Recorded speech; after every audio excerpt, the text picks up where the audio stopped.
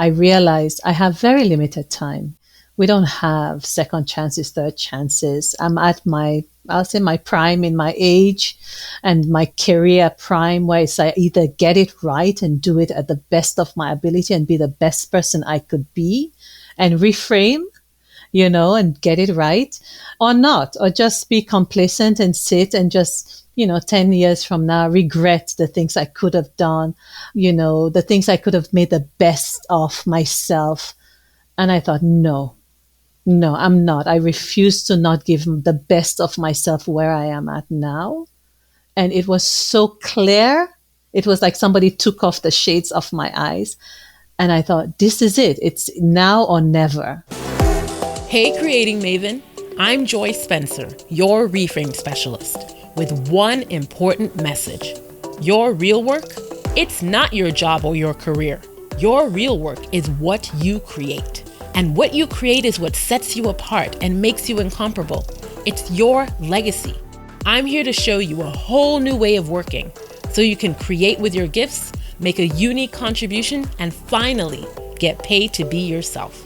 This is Reframe to Create. What would it feel like if you were paid to be you? If you were paid to create with your gifts and show up in the fullness of all who you are and all that you have to offer? What would it look like if your life's mission found alignment in a job? Well, it would look like the life of my guest in today's episode, Josephine Garnem. She's a creating maven who was so focused on her mission that she positioned herself to be the right candidate for a job where she is being paid to fulfill her life's mission as the executive director of the Healy International Relief Foundation. And we are going to hear about how she did this so that it can inspire you and get your juices flowing. You guys, I'm really excited about this episode. Josephine brings over 25 years of global experience as a community mobilizer and humanitarian professional. She has lived in many places in Sierra Leone, Uganda, Cameroon, Nigeria, in places in the Middle East, Pakistan, Afghanistan, Haiti, and she's also worked with and lived among the diaspora communities of these groups in the U.S. She has a deep contextual understanding of both relief and development. She has put her creating powers to designing and implementing training and capacity strengthening initiatives for many local organizations that are looking to foster deliberate partnerships with universities, hospitals, governments, and donors. And moreover, she has effectively mobilized resources for affected communities by forging coalitions with diaspora groups, embassies, businesses, and donors. She's absolutely amazing and uses her creating powers to bring people together and to create these collaborative experiences. But this is her mission, and her mission did not always align exactly with her job. And that's what she's managed to do. She has managed to bring her life's mission into alignment in a job. She is getting paid to be herself, y'all. Like claps, whoop, whoop, all the cheers for her. And if it's possible for her, it is possible for you. But that's not how things started. When Josephine came to me last year, she wanted coaching to support her next move. But I put the brakes on that because of what I was hearing. And I really had a heart-to-heart talk with her. And I want you to listen as we jump into this conversation, because sometimes there's work we need to do before we're able to do the work. Sometimes there's an important foundation we need to set. So we kicked off our conversation looking back at that and reflecting on a big, huge change that she made as a result of that conversation that paved the way for her to get paid to be herself. You'd wanted coaching. In my defense, I did not say no in response. I said, from what you had shared, there was a lot going on that felt foundationally important to address. That if you did not address it, was really getting at the foundation of the things that could support you in your ongoing journey. And I felt like those were things that were important to get to before we could do work that would be valuable and that you would really get a lot out of. You really took that to heart. So tell me what first of all, what did you think when I with sort of like when I said what I said, and sort of what happened afterwards? You said something that I needed to hear. You said it so clearly, really very directly, very honestly. You didn't beat around the bush. It was what I needed to hear, but it was also like, here is somebody who hasn't seen all the craziness around, but from hearing it in my innate, like in my deepest of instincts and hearts, you were speaking the truth that I knew, but I was scared to accept. And you were speaking very objectively. So it came across as, yeah, she's right. Absolutely right. I need to get my acts together. I need to clean house before I can even start to do the work. And so it felt very affirming, and it felt true. We always know these truths, right? But we are scared and we cover it up and we kind of play around with it. We try to convince ourselves we could make it happen. And you are so on point that it was a bit scary, and it was a bit like, yeah, you're right. You saw through it immediately. And you also saw through me trying to cover up and give all these, like, well, maybe you're like, nah, get your acts together. And so for me, I needed that. I needed that objective, but very honest, like, you really want to do this work. Don't waste both our times. Do this, then we'll be in a good place. Yeah, and I'm glad you did. And I wasn't sure that you had it first because you kind of just went silent for a little bit. So what happened? What was happening in the silence? What exactly did you do? I quit my job. That was it. I quit the job that I was struggling with, that just wasn't right for me. And I had realized it wasn't right, but I was trying to make it happen. And I quit. I realized I have very limited time. We don't have second chances, third chances. I'm at I'll say my prime in my age and my career prime, where it's I either get it right and do it at the best of my ability and be the best person I could be and reframe, or not, or just be complacent and sit and just, 10 years from now, regret the things I could have done, the things I could have made the best of myself. And I thought, no, I'm not. I refuse to not give the best of myself where I am at now. And it was so clear. It was like somebody took off the shades of my eyes. And I thought, this is it. It's now or never. And I would only have myself to hold accountable. So I quit. Mm. And how did that feel? It felt, it felt so liberating. I actually got like an out of body experience because I was observing myself feeling very liberated and very grounded, which is a feeling I usually don't get. I'm always the person who like second guess myself, second guess decisions I make, have that like sinking feeling. Did I do it right? The heart pace. And this time I was so clear. I actually felt so relieved, so refreshed, so liberated, so I affirmed myself, which is like, it was a feeling of, yeah, this is it. We know these truths. We just need to accept it and be unapologetic about it, and hold it. Whatever it is my decision, and I will hold myself accountable for it. I was ready, and so it felt very liberating. So you quit, you do it, you feel amazing, you feel liberated. A lot changed after that, but how did all the changes that came come about? So there was an opportunity for me to go as a board member to a mission that I had helped write the proposal for and designed through a foundation that I really liked working with. And I went, and everybody was telling me, you are glowing in this job, And this was another job that I had been offered that I had rejected because I felt it was too good to be true. And it felt so right. And I believe, if we speak in these terms of the universe, I kind of took out the clutter and allowed the universe to manifest whatever was there for me that I myself was blocking. And the minute this foundation found out that I'd left my job, they offered me the dream job that I'd been hoping for. And there it was. Wow. And did you feel ready for it this time? Absolutely. I felt even more ready again because I had had that experience of knowing that I wasn't settled, knowing I wasn't in the kind of living my best to my best ability. I was, not doing where I wasn't being where I was supposed to be. So when this came along, I thought, if I hadn't had that experience, I would not appreciate this. And I'll not again know my body and how I feel about being in the right place, having the right career, knowing that this is a decision I am comfortable with. It felt right. So where are you now? How are things now? Well, I'm in my 6th month of the new job. I still feel very grounded, very strong, and I'm taking responsibility. It's not, jobs, careers are not the perfect. It's not like I'm in this like make believe or in this bubble. There are lots of challenges that come with an executive director position, which is what I have now.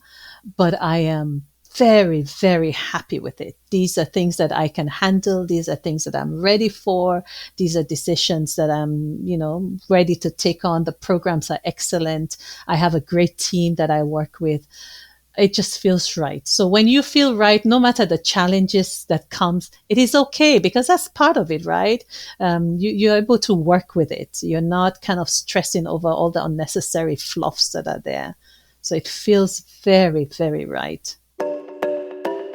Now, I want all of this to sink in for you. When Josephine came to me, she was in a place where you might be right now. So I want you to ask yourself these questions to see where you are. Like, where are you in this moment? Where are you? Are you in a moment of complacency and fear in your life? Does the environment that you're in support and push you to be and put forth your best and move you towards being more mission aligned? Do you realize that your environment is a choice you're making? And how do you feel about that choice? I'm asking you this because sometimes we're about to launch out on a personal or professional development work like Josephine was, and we're about to launch out when we haven't sorted out our foundation. And what happens in that setting is your work will always be set back because you're building on a rocky foundation. And you have to have the courage to face and deal with whatever your foundation is, because that's what's real. That's what's holding everything else up or back. And if you don't take care of that, everything you pour into your life to develop yourself will be like water through a sieve, just wasted. So I want you to think about where you are and if you have the courage to do something about it. Maybe it doesn't mean, and maybe it won't mean quitting like it did for Josephine, but it will mean happening to your life in some way. Because what's on the other side, even when it's better, is not going to be without challenges. As Josephine is sharing, she is in her dream job, right? That aligns with her mission. And she's still having challenges, but that's fine. Everything's not perfect or easy, but these are the right challenges for her. And if you could have seen her when we had this conversation, she is beaming and loving where she's at. So if life has got challenges either way, don't you want to do what you need to do to face the challenges that are for you and are life-giving rather than the ones that aren't for you and are life-sucking? Something to think about and keep chewing on as we continue our conversation. So let's talk more about both what you're doing as this executive director, but then also what you know, and I don't know if it's connected with medical missions and to Sierra Leone, and why I want to bring that up is because, as you know, Reframe to Create is about creating with your gifts, offering them in service, and being really truly mission minded and mission focused, and not being distracted by any given job or career, but knowing what it is that you're here to do in service and how you're going to serve the world. And I also see you as someone who's very mission minded. Yeah, you're always on a mission. So tell us more about what you do that's your mission. Like, what is your mission and how do you stay on track and focused on that mission throughout any sort of different changes that are going on with you? A lot of, I would say we have our purposes, right? And I've learned that you don't have one purpose, that I don't have one purpose. I have multiple purposes. And once I started realizing that I can create, my mission is not something that is like, oh, here, this is what you should do. but it's like, what drives you, what fulfills you, but what has an impact to change not just my life but others, then I go for it. Then my mission automatically comes out of that. Then I go with it. And then for, there are things I do that I get fulfilled, that is amazing. But then I realize, okay, that is done. That is great. I did that within that time, and something else comes up, and I again go for this. So right now what I'm doing, and again, this came out of really my love for Sierra Leone as one, my love for community. I'm originally from Sierra Leone, as you know, my love for Sierra Leone, but also a pain that I had gone through. So my father had died in Sierra Leone at a time when the doctors were on strike. And I was daddy's girl. I was very close to my dad. And he suffered a lot, and I was there through that process. So it was very traumatic for me. So soon after he died, I took an international job and I left Sierra Leone. Fortunately for me, I was able to go to Cameroon, where I was doing advocacy for smaller nonprofits to get USAID, to get government grants, US government grants, and to get them ready so that they're able to report and succeed. I met an amazing doctor who had also lost his father very traumatically, but he had transformed that by becoming a doctor and going into very, very remote areas and serving communities in need and making sure that people, as much as he can, people don't get to suffer and go through that pain. And the moment I heard his story, I thought, I'm not a doctor, but I know that I am good in project management. I'm great in bringing people together. I'm passionate about public health. Maybe this could be an opportunity for me to transform my pain into serving others versus being so self-centered about my pain and how that has affected me, versus this is something millions of people are going through. How could I, in my own little tiny corner, in my own little way, make a difference where it's healing others, but also healing myself?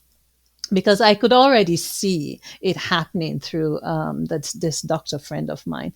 And so I prayed on it. I'm somebody who prays a lot. So I prayed on it. And the doctor told me, he says, pray on it. If your intent is really good, if you have the right intention and you're doing it for the right reasons, it will manifest, it will come to.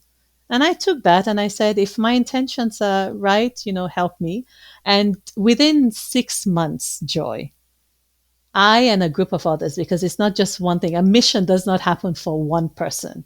It takes a lot of dedicated people who work together and people who believe in your, kind of your vision. So you have the vision, but if you don't have people who believe in it, it's hard to make it happen. So it's just not mine. But I had folks who actually believed and trusted me, who also wanted to go back to Sierra Leone and work, who realized that working collectively helps us all fulfill our similar goals and missions. And we had an incredible trip. Our first mission, we had about 15 doctors, surgeons that went with us. We did over 250 surgeries free of charge. And we saw over 2,500 people within 10 days. Wow. It changed my life. It made me feel, of course, again, with you know that there are challenges, this, but you kind of feel like there is a meaning to the talents that we have and how we can take those talents and really do well with it, knowing our shortcomings and knowing that you're not alone, that if I'm weak in this, there's somebody who's strong in that. If I'm not a doctor, but I can facilitate and help the doctors with logistics and all of that and, do all of that, then there are doctors who do this, that we're this beautiful puzzle that everybody comes together, and with the right mind and letting the ego sit back, we can do it. And so I realized that is something I love to do. This is something I would love to do more of. And I didn't just say, oh, I'm so great at this, I'm going to do it. I started studying. So I went back to university. I didn't know that. Yes, and I started taking courses and I started studying. I started working more closely with understanding public health and project management and all of that. That's a long response to you, but my mission is to serve. I feel, to serve others, to help in health system strengthening. I wish I was a doctor. I wish I had grown up in an environment where I could have been a doctor, but it's okay. I'm not a doctor. It's not too late. I'm not a medical doctor. If you want to go back to medical school, I'm sure they're accepting applications. But Well, I think I could do better. I think there are other things. There are doctors that I know who are doing the work, where I feel my skill is really creating those programs. Like if I sit down and I want to design like a mission or a program, I can see it in front of me like a real map, like I'm seeing you, like I'm seeing this computer. And so also understanding where our strengths lie and then building off of that and not trying to be something else, you know. So that has helped me. So right now I'm working with a foundation, the Healy International Relief Foundation, that does health system strengthening in Sierra Leone. I love it. oh my goodness. So and that's not what you were doing for your day job before. So this mission work that you were doing to Sierra Leone was something that you took your own personal experience and your pain to get involved with. And I've known you've been doing it for years, and you've been connected and going on these missions and taking groups of doctors. And look at that. Now your mission that you've been on for years, your 9 to 5 has met you there, and the job is in service to the mission now that you're currently in. That's amazing. It is. It's like having come into this crossroads, right? And it also has helped me realize that with everything you do, if there's that intention and do it well. So I did my missions, even though they were personally funded, it was like calling on friends and this, I also took it like a job because I wanted to do it right. It wasn't just some whim, oh, I want to do this. It was like, if I'm doing this, these are people's lives. These are professionals that we're bringing. So do it right. And in that process, I had actually Healy reached out to me and said, "Oh, we hear you're doing these missions. Is there anything we can help you with?" And they actually sponsored some of the like the medications and items. And then based on that, they're looking at the reports I send them because I did the same. Just because again, it's a small mission, I said, "No, you've given us money. You've donated to a mission. It's good to give you top-notch reporting." How was your money spent? How did we do the mission? The impact it had on people. So really do it just as you would if you were getting the largest funding or if it was a job, because again, it meant a lot. And based on that, they said, you should join our board. We love the work you're doing. We see that you love Sierra Leone. We've been working in Sierra Leone. And so from that, the transition happened. And from the board, I got offered the position as the executive director. So it fell in place, fortunately. Yeah. Your work preceded you, what you were creating, and your commitment to what you were creating, and your commitment to excellence in what and how you were creating spoke for you. And people took notice of it, and it attracted more opportunities for you to do more of the same and to be in the position that you're in now. All things that you didn't set out to do, didn't plan out, or didn't map out, but you were always about the mission and integrity. And I love what you said about just being intentional about doing what you were going to do and doing it well. And the rest is history. Quite inspiring. I'm glad to hear this part of the story. So what now? Now I'm continuing the work. I'm going to Sierra Leone. Well, I've been going to Sierra Leone. I'm going to Sierra Leone now in a week's time. We're doing a lot of training, so capacity building, because, there's this saying, don't give me fish to eat, teach me how to fish, and also be the change we wish to see, right? My struggles with Sierra Leone was a lack of experience and trained healthcare providers. And so what do you do about it? So yes, there's a problem. Do I sit and criticize and complain, or do I be part of the change that I wish to see so that others don't go? So now through Healy International Relief Foundation's work, which is very aligned with my mission as well, and my dreams and my hopes for Sierra Leone, is going back and supporting the health systems in Sierra Leone, so supporting hospitals. So through Healy, we provide about $7 to $8 million worth of medicines and supplies to over 25 hospitals and clinics around Sierra Leone.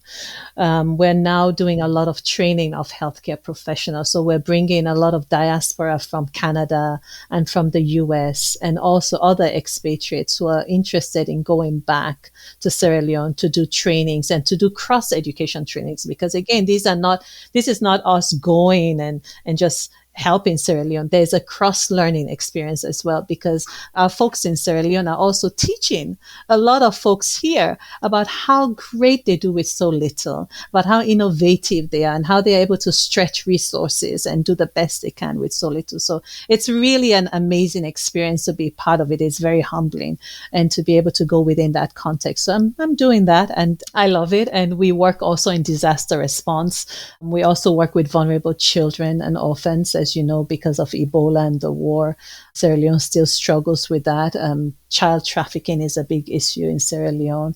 And so all those things, Healy embraces and has been working very well with. And so I am blessed. And you sound so excited. I am very, because it's not all the time you're able to align your vision, your dream, with a job. With sometimes it's hard, and I don't want to take it for granted.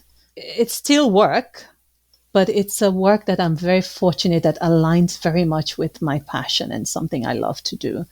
So I take it. I take it very, very strong. I'm very appreciative. I'm very excited. What do you say? What do you have to say to those who aspire to this and are not there yet? Maybe what they, maybe their mission doesn't align with their job. Maybe it does slightly, or it's completely different, or maybe they're somewhere where you were 6 months or a year ago.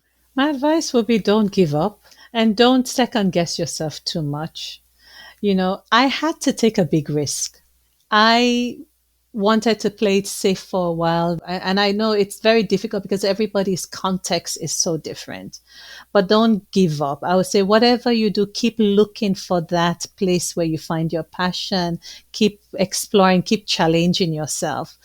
Because for me, I had to take the risk. If I had not taken the risk of saying, you know what, I know that I am skilled in my job. I know that I am passionate. I know that I will find that job out there, but I cannot until I make this decision. So I had to be very brave to let go of something that was a security into the unknown. I was fortunate that when I jumped into that unknown, I landed into something that was a perfect fit. Now, that doesn't always work for others, but again, you have to sometimes make several jumps. It doesn't just take one jump, and you have to persevere, and you have to, again, I did a lot of self-growth. As Joe, I reached out to you.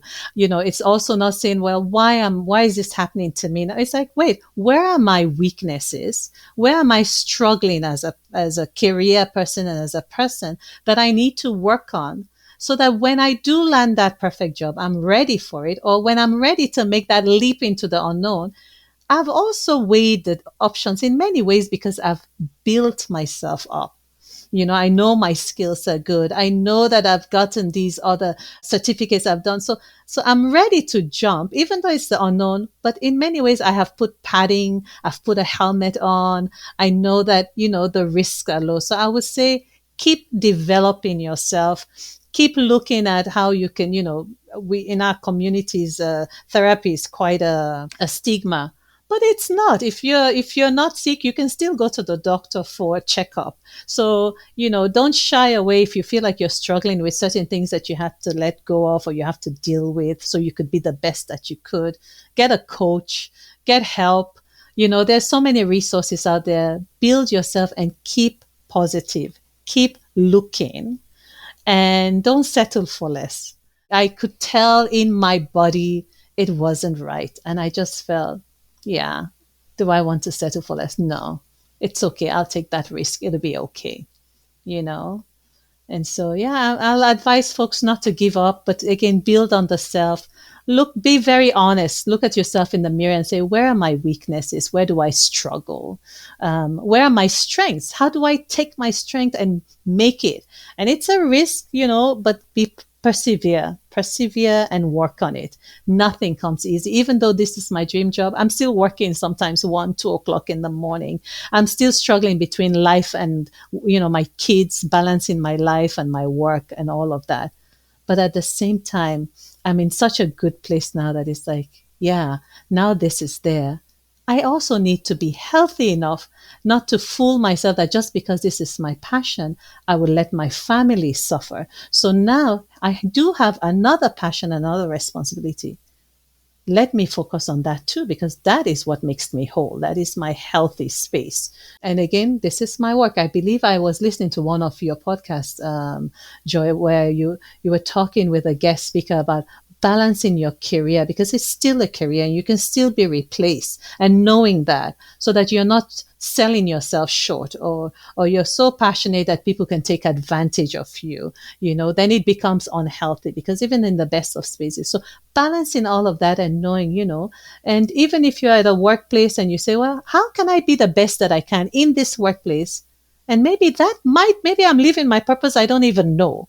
Maybe I'm living my dream job and I don't even know. So looking at ways you can make the best of where you are, or take the leap, reframe, as you always say, if I may use your term. You Yeah. may. Please do. Please do. Yeah. No, that's beautiful. And I appreciate you coming on and sharing all this. There's so much that you shared that's so inspiring, so powerful. Thank you. Thank you so much, Joy. And all these resources I learn every day, every time I listen to you. So thank you for being you and for being that resource out there for us, and that powerful woman that I look up to and I admire. So, Well, yeah. thank you. It's mutual. I admire you too. She did that thing. She did the thing. She is doing the thing. Josephine is getting paid to be herself because her life's mission and her job now align. And she got there in these 3 steps. 1, she turned her pain into purpose and started creating with her gifts. After the loss of her father, Josephine put her project management skills to powerful good use through supporting medical missions to Sierra Leone. She didn't wait for a job to make room for her to do this. She did this outside of her job and in collaboration with others of like mind. I hope this helps you see just how wide open your world is beyond your job. Don't let your job get in the way of your real work. Maybe your mission also comes out of your pain. Use that. Ask yourself, what do I want to create with my gifts? How do I want to make a contribution and have a positive impact with what I create with my gifts? We also learned from Josephine that you don't have to do this on your own. You can collaborate with others. You can find your people wherever they are and create with them. You don't need to wait for a job to make a way for you to do it. Your partners are out there waiting for you. So get to creating, collaborating, and co-creating. Don't wait. Create. 2, she quit. Sometimes you're going to have to let go of what is. It's that simple. Sometimes you have to draw a line in the sand. Sometimes you have to lose sight of your shore. So ask yourself, is this my time to take a leap? And 3, she was open. When an opportunity came around again that she didn't think she was ready for the first time, this time she took it. She stepped into it. And guess where she was when that opportunity found her? Yeah, she was minding her mission. She was still creating with her gifts and serving out her life's mission during the time when she was without a job and that whole thing was still up in the air. She was about her mission, creating with her gifts at all times. Are you? We also learned from Josephine that your purpose, your mission, doesn't have to be one thing for all time. You get to create it. You also get to change it. We can all dream that our life's mission will align with our jobs the way it has for Josephine. But even if it doesn't, I hope you know that the assignment remains the same, no matter what. In a job, outside of a job, in alignment or outside of alignment. Be about the business. Be about your mission to create beautiful things or experiences with your gifts. The world needs what you were born to create. I want to keep this conversation going with you. If you don't follow me on LinkedIn, then please come on down and join me there. Hit that follow button so you can see the daily posts I have to keep you inspired and informed as you continue on this journey to get paid to be yourself through creating with your gifts, owning what you create, and telling powerful stories about what you create. I've got the link in the show notes, so follow me and meet me there on LinkedIn. See you soon, Creating Maven.